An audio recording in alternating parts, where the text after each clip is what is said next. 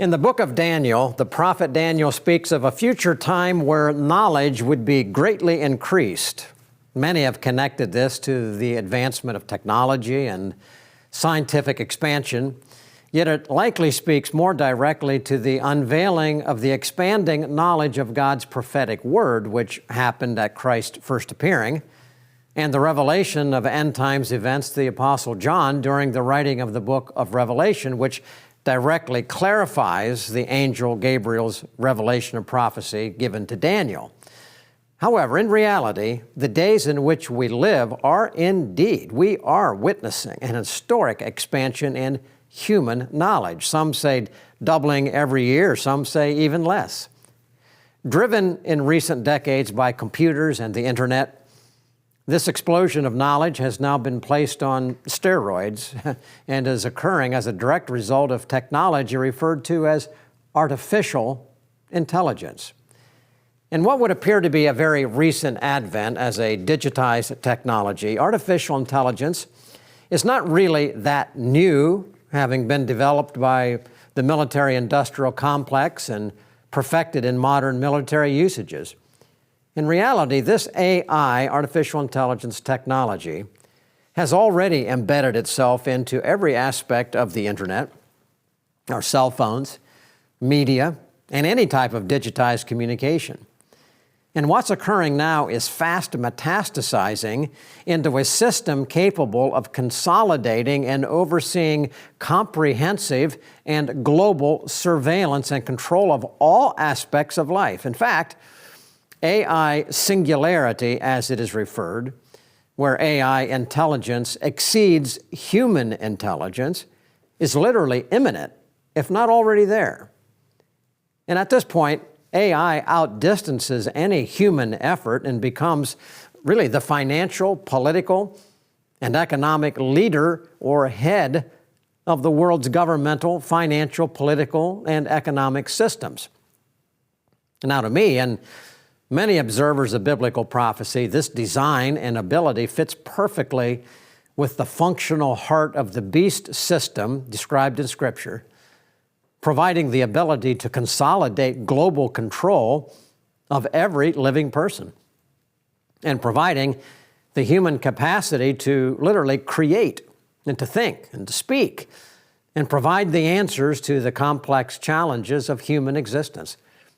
And though this human-designed ability is by design, in their words, anti-God and anti-Christ, but because of quickly emerging significance of this technology and the need for all God-fearing people to be aware, we've chosen to address this issue in today's program and that of next week. The title I've chosen to frame these two programs is AI or II, meaning artificial intelligence versus imitation intellect. Dr. Marlene McMillan, known as the Lady of Liberty, is a longtime educator, speaker, author, and author of the wonderful book, Mountains of Deceit, How the Dialectic Process Has Infected the Culture. Dr. McMillan has joined me many times on our international daily Stand in the Gap Today radio program and has been with us before on this program. She joins Dr. Isaac Crockett and me again today. And with that, let me welcome in right now to the program Dr. Marlene McMillan. Marlene, thank you so much for being with Isaac and I today. Oh, thank you for having me. This is a very timely topic. We have so much to offer, and I look forward to sharing it. Well, we're glad that you are with us. When in my title, I use AI versus II, imitation intellect, artificial intelligence. They're both synonyms for the same word. They're just the same thing.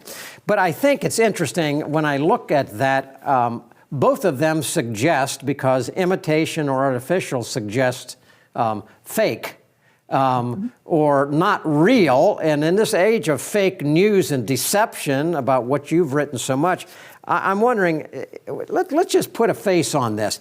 How would you describe this technology that we're talking about today? Okay, when we teach about how language is used to change culture, we make sure people pay attention to the language. So we're told simply that artificial intelligence is nothing more than speed software. You know, it's going to give us, it's a software for speed computing. And all it's doing is gathering up information and data and going to be able to make the world a better place using that. But you have to step back and look at what's really behind the scenes here. Okay, who is going to use that data? Where is it going to go? And also, is that data going to be used to actually control the people that it's collected from?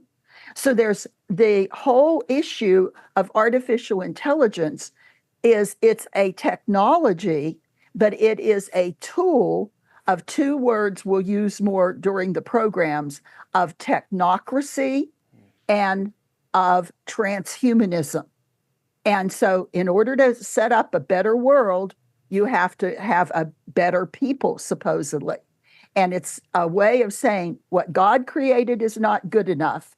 And these intelligent scientists and engineers can now remake people into their image in order to make the world into the image that they want to have, not necessarily what God created. That's perfect, Dr. McMillan. And ladies and gentlemen, stay with us. That's a great introduction for this program today. We'll be back in just a moment to continue as we get further definition of this thing called artificial intelligence, and then we end up describing a little bit more about it. We'll be back in just a moment. Truth, flexible or permanent? The Bible, ancient history, or powerfully relevant? Culture, a reflection of enlightenment or warning signs?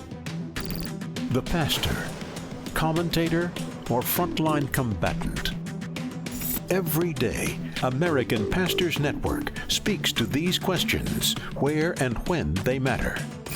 With hundreds of affiliate radio stations nationwide, a website and mobile app screening today's headlines through the twin lenses of the Bible and the Constitution. Educating, informing, equipping. This is the American Pastors Network. The time is now to stand in the gap for truth.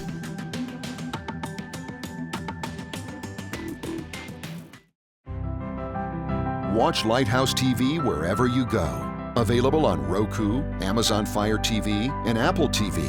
You can view our in-house studio productions on demand, or watch what's on the station right now with our 24/7 live stream. Search Lighthouse TV online on your streaming device, or go to our website for more information. Visit lighthousetv.org to stay connected. There you can find out what's currently on the air and coming up. How to watch in your area on cable, satellite, broadcast, or streaming devices. Watch past programs or our live stream. Follow us on social media and learn more about the station, our hosts, and our programming.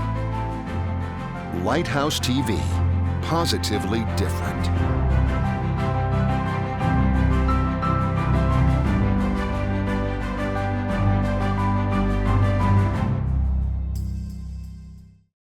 Welcome back to Stand in the Gap. In one of the wisdom books, the book of Ecclesiastes, King Solomon writes in chapter 7, verse 29, "Lo, this only have I found, that God hath made man upright, but they," mankind, "have sought out many inventions." And today we're talking about an invention, artificial intelligence.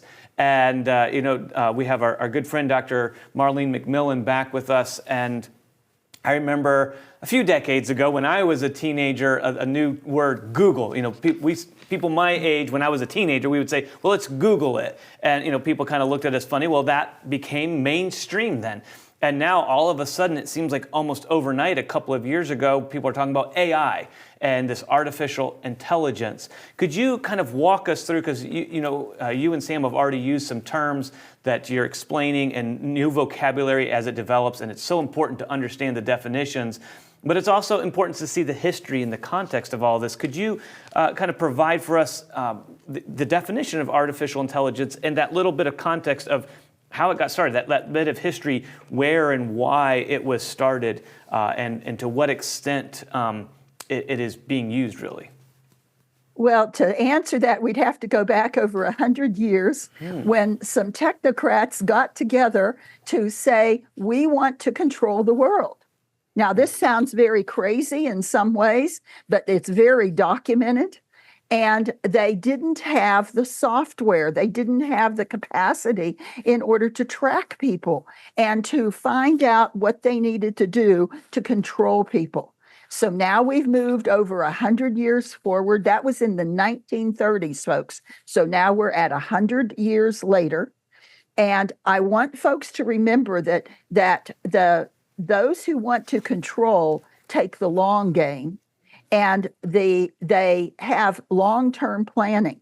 So artificial intelligence is a tool that uses software. It is a software that does speed computing, collects data and information, and then aggregates that information in different ways in order to bring more power to one segment of society and less to another. And so it is a tool of technocrats in order to create what is called transhumanism, in other words, a new breed of being. And it is a tool for control via data. And you could say it's social engineering by machine. So that's a good little bit. Okay, and Marlene, that is excellent and ties right into my next question, because a lot of our listeners right now, viewers, know probably very little about what we're talking about. But it is possible, and the idea is that people can actually interface with this technology called artificial intelligence. ChatGPT is one. It's on Open AI platform. It's what it's called. And people can access it and can ask it questions. Well, we did that. We went, and my team, we talked with AI, and we asked it about what it thought, where it came from. And just this point. AI acknowledged that it had a creator, and the creator was engineers. They acknowledged that it had a worldview. We had to dig a little bit deeper on it, but it had a worldview. It even had a worldview that was not biblical, and we got it to admit to that. It actually admitted to us, Marlene, that in fact it did lie to us on some of the answers, and it had to because of the constraints that was put within it. But here is one of the things I just want to read what they said. We asked them, and this is what they said: while AI programming in its current form is primarily based on secular humanist principles, there are certain areas such as human dignity, equality, and respect for life where its goals do align with biblical teachings. However, there are also significant conflicts with biblical morality, especially on issues such as marriage, sexuality, and sin, because AI's values are largely secular and do not incorporate divine authority or biblical moral law. End quote. So what you said is exactly what they, when pushed, came back to agree with.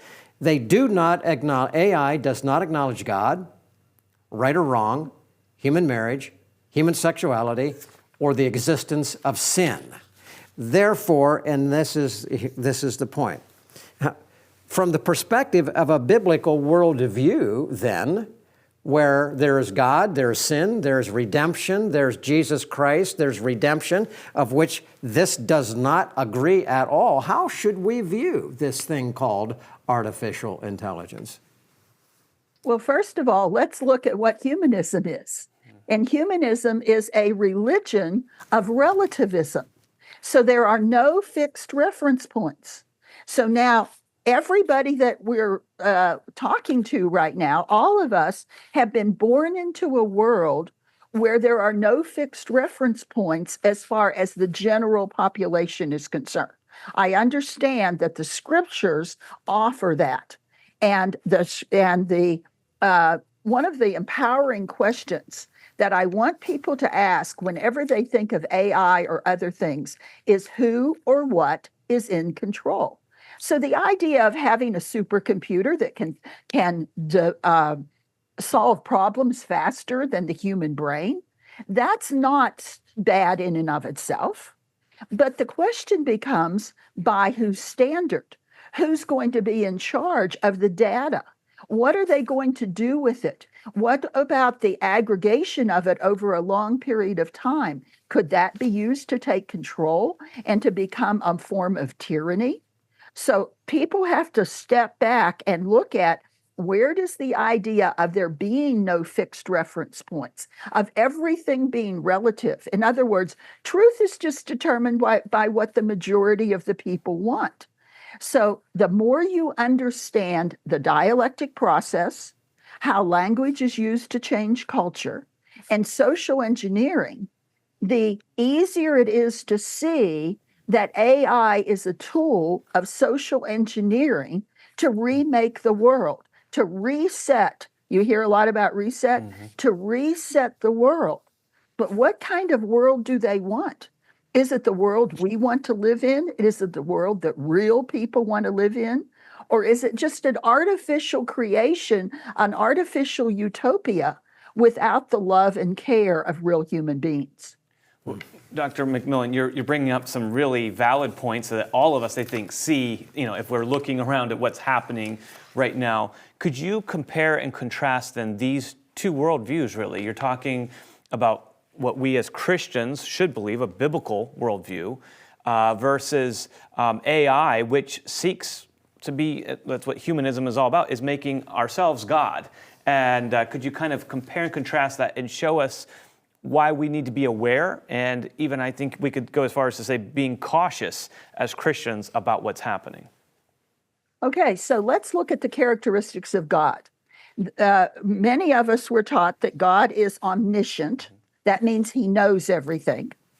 That he is omnipresent, meaning he's everywhere. And that he's omnipotent, meaning he's all powerful. Okay, so when a person, a human being, wants to attain to be like God, then he's got to figure out a way to be all-knowing. And what better way than having data collection everywhere in people's homes, in their smartphones, in their smart appliances. Folks, your smart appliances are not about saving energy. They are in people's have devices throughout their homes. Their cars are now computers. I mean, you can fill in those blanks yourself of how much data and information do you give up in a day, even through the use of the apps on your phone. Then, okay, so then there has to be someone who knows. In the old communist systems, they had block captains, and the block captain was watching you, and the block captain could report you. But they really didn't have, microphones in homes necessarily, or a way to know everything that people thought. Then you have this all presence again, where it's everywhere. You can't even get in your car and not have some kind of data collection going on. And then what is going to happen with it? This is where it really gets into totalitarianism, is the powerful side. Who gets to collect that data, and what are they going to do about it? And can we trust them to not use that against us instead of using it for us? These are not liberty lovers, folks. These are people who think they're smarter than you, they know more than you, that you do not have the capacity to understand what you really need. And you need them to tell you how to live and what's good for you to know, think about, see, do, what movies to watch, etc. Marlene, great interface there with Isaac, but you go back early in the program, you mentioned that about 100 years ago, there were those who sat around and said, how can we control people? Makes me go all the way back to the Tower of Babel, where somebody sat around and said, we're going to tell God what to do. But 2 minutes left in this segment here. What was it, and what do you think is the ultimate aim? Controlling people, that sounds like, but controlling what? Well, people who are, let's say, power mongers, let's use that word. Tyrants have always had a playbook, and tyrants know how to control people through what's called terror management, through fear. And so those of us who don't have any desire to control anybody, those of us who are self-governing, we look at this and go, why would you want to? What would you want? What would you accomplish with that? But power corrupts, and absolute power corrupts absolutely. And these are megalomaniacs in many ways who can't get enough power, control, and money. And so this is the Davos elite, would be the kind of people that would be attracted to this. And they really believe that you should own nothing and you should be happy. They see the world as their technocrats, their superior elites, and then the rest of the people. And so they want to control all the resources on the earth. And you as a human being are part of those resources. And so we have to wake up and say, okay, how can I have human dignity? How can I have my real world? Because they're not going to change the character of how God made people, the essence of who people are. And so there's going to be a real demand for real when people wake up and see the emptiness of the artificial. That's excellent, and that brings us right up to the break. Ladies and gentlemen, stay with us. We're going to come back and conclude in just a few moments. And where next week's program is going to be much more focused on the benefits or the harms of what we're talking about, we're going to ask Marlene when we come back to just give just a few of the highlights of that and set us up for next week. We'll be back in just a moment. Stand in the Gap is produced and recorded in the studios of Lighthouse TV. Positively different.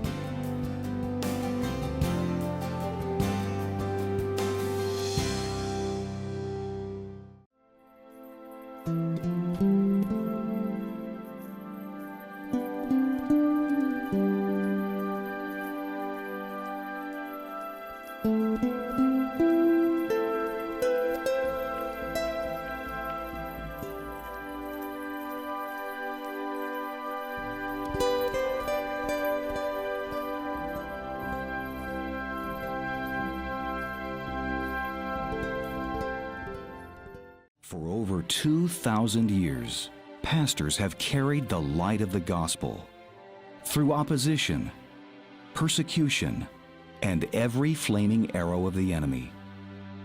But sadly, now more than ever, our nation is experiencing a period of spiritual darkness. But what would happen if churches threw off the shackles of fear and boldly stood for truth?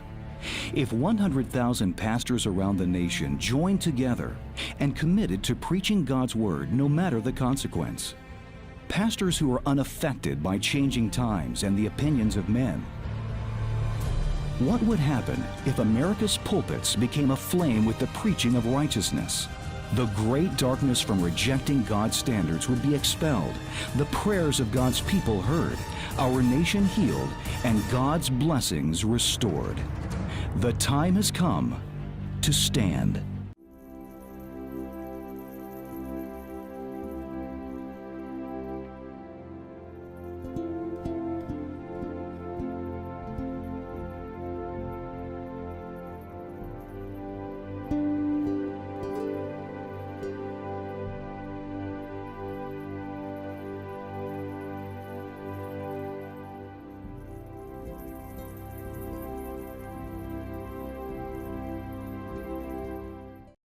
Welcome back to Stand in the Gap. And in this first part program on artificial intelligence, we have seen Sam and our special guest, Dr. Marlene McMillan, give us some terms and some definitions. And so in conclusion, Dr. McMillan, I would love to just give you a chance to kind of summarize some of what you've been talking about and to look at, kind of this tip of the iceberg. What we see or hear are the benefits of AI, but then also kind of talk to us about what's lurking beneath the waters, the dangers, the harms that are there. We're going to get into that, Lord willing, next week in our other program, but maybe give us a little preview of that. Okay, so I want people to think about these two terms, and we'll define them more, but technocracy is transforming the world, and transhumanism is transforming the people who will live in that world. Well, some of us might say, I didn't know I wanted to be transformed.